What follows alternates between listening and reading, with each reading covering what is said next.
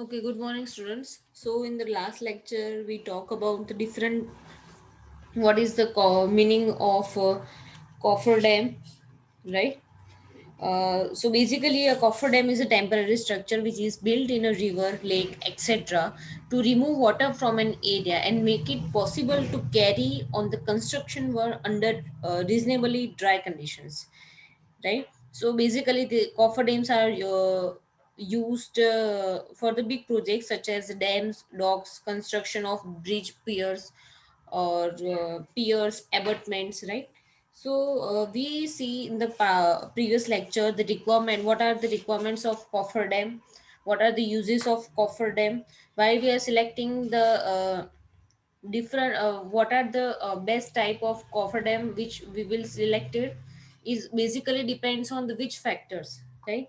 What are the different types of coffer dam, right? The types of coffer dam are earthfill coffer dam, rockfill coffer dam, rockfill creep coffer dam, single wall coffer dam, double wall coffer dam, cellular coffer dam, right? So these all are basically different types of coffer dam we were discussed in the previous lectures, right? So today we learn about the difference between uh, the Cajun and the cofferdam, right? So a caisson is a box like a structure, round or rectangular, which is sunk from a surface of either water or land to some desired depth. While a cofferdam is a temporary structure which is built in a river, lake, etc., to remove water from an area and make it possible to carry construction when under necessary dry conditions, right? So basically, caissons is used for the purpose of placing foundation in correct position under the water, right? Next difference is Cajun is a permanent structure, right? While cofferdam is a temporary structure, right? In a Cajun, which is subsequently becomes a part of the substructures, while cofferdam is generally dismantled after foundation work completed, right? So basically, Cajun is a permanent structure and cofferdam is a temporary structure, right? Cajuns may be constructed on dry river bed, launched and floated to the site of work, while cofferdam is constructed around the area to be covered, right? Caissons are preferred when the work area is small and depth of water is more, while cofferdam is preferred when the work area is large and depth of water is more. So there is clearly the huge difference between Caisson and cofferdam, right? Whenever work area is small, so we prefer Caisson, and work area is large, then we prefer cofferdam, right? When the depth of water is more, then we prefer cajuns, and when the depth of water is small, then we prefer to construct a cofferdams, right? When the foundation soil contains boulders and diving of seed piles is impossible, cajuns are preferred, right? On the other hand, when the sheet piles can be driven easily, so that in that case cofferdams are preferred. So there are both different types of situation, mostly about the sheet piles, right? Box caissons are used for breakwaters and sea walls. So in that case, open caissons or wells are used for the foundation of piers and abutment of bridges, right? On the other hand, cofferdams are used for the construction of foundation of piers and abutment of bridges, dams, locks, docks, etc., right? So for first starting the difference, first difference of this Cajun and cofferdam is the definition of this two different terms, right? What are the purposes, right? It is a permanent structure or not, and constructed on which type of riverbed, or uh, which type of work area is suitable and depth of water is suitable for both cases in caissons and coffer dams, right? What are the foundation preferred, right? What are the different types of caisson while we are using sheet piles, right? What are the box caissons are used for, and what are the used for coffer dams, right? So these are the basically difference, six difference of cations and cofferdam. Next is a foundation on a loose soil, right? So loose soil settle due to foundation loading and under its own weight, right? Hence the material on fields should be placed under the conditions, right, of control compaction. Such a soil has a uh, peculiar properties depending on the compaction of the filling material, the depth of filling, and the degree of consolidation attained during the process of flying.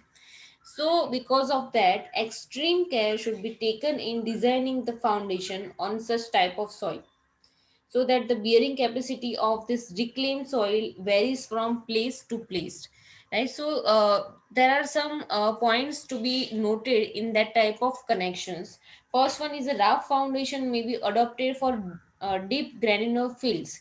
If firm beds is available at a reasonable depth, short piles may be adopted, right? Second point is, if pockets of made up ground occur, the soft soil from such pockets should be completely removed. The third point is,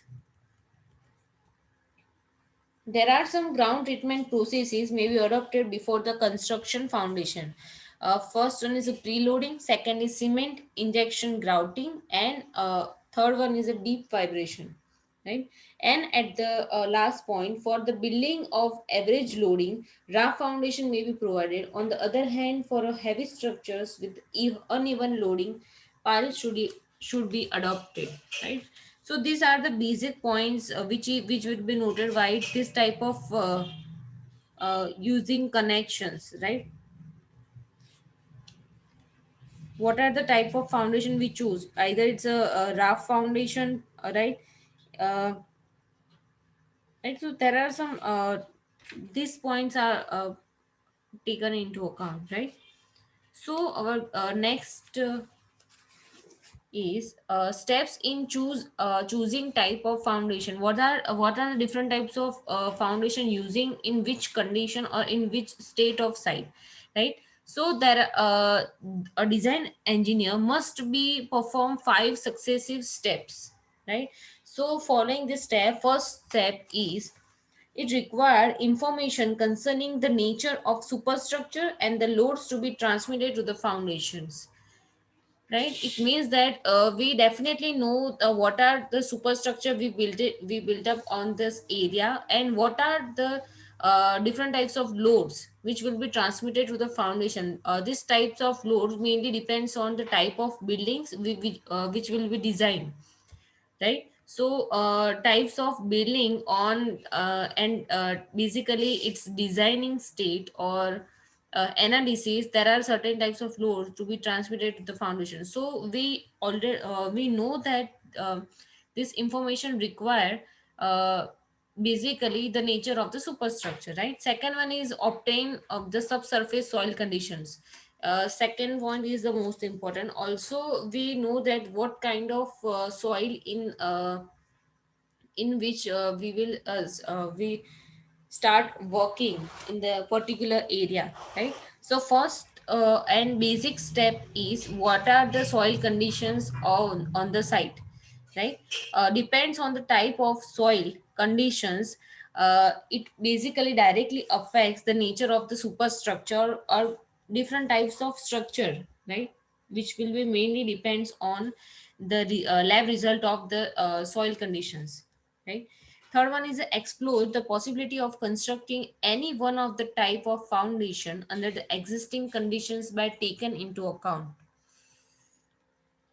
right? So so mainly it depends on the type of foundation. There are certain conditions, right, which is a bearing capacity of soil is to carry the required load. The second is the adverse effect of the structure due to differential settlement. So eliminate in this way and the suitable types, right? So these are basically some of the conditions, right? And the last one is once sorry, there are the four one, right? Once one or two type of foundation are selected on the basis of preliminary studies, make more detailed studies, right? So that these studies may require more accurate determination of loads, surface conditions, and footing sizes. It also may be necessary to make a more refined estimates to settlement in order to predict the behavior of the structures, right?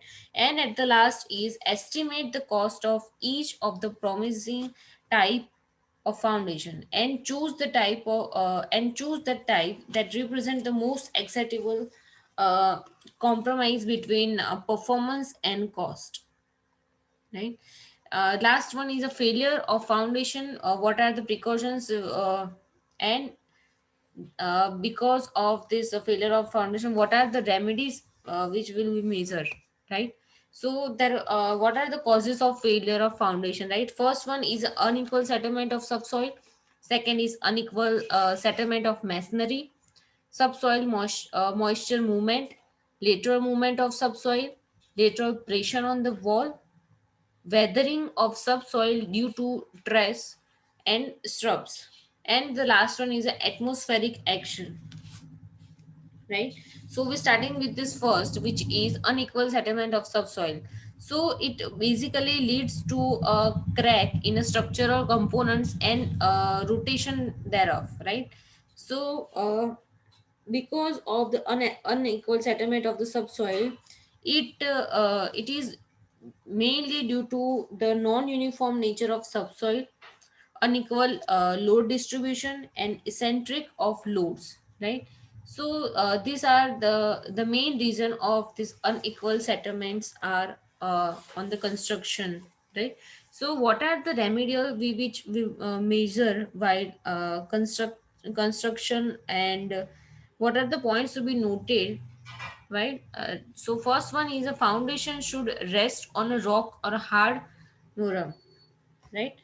Limiting the pressure in the soil and avoiding eccentric loading, right? So these are the remedial measures, right? Second one is unequal settlement of masonry. So the mortar used as a binding material in the masonry construction strings and get compressed when loaded excessively before it fully sets. So because of that, it may lead to unequal settlement of masonry and cracks in the superstructure. So, based on that, what are the remedies which will be measured? First one is a using mortar of proper strength, using thin mortar joints, restricting the height of masonry to 1 meter per day, and proper curing of masonry is necessary, right? Next one is a subsoil moisture movement.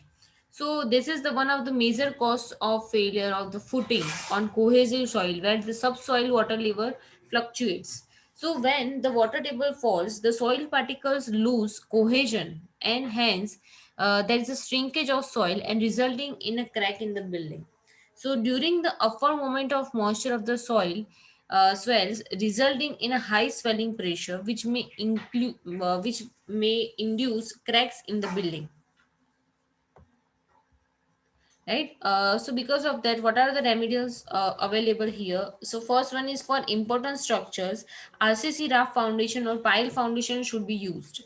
Second point is to take the foundation to such a depth where the cracks uh, are eased to extents, right? Third one is to prevent the contact of subsoils with foundation and provide layer of muram below the concrete block, and all the sides of trenches with the sand, right? The fourth one is a lateral movement of subsoil. So very soft soil is liable to move out or squeeze out laterally under the vertical loads, especially at the location where the ground is sloping. Right? Such a situation may also arise in a granular soil where a big pit is excavated near the vicinity of the foundation.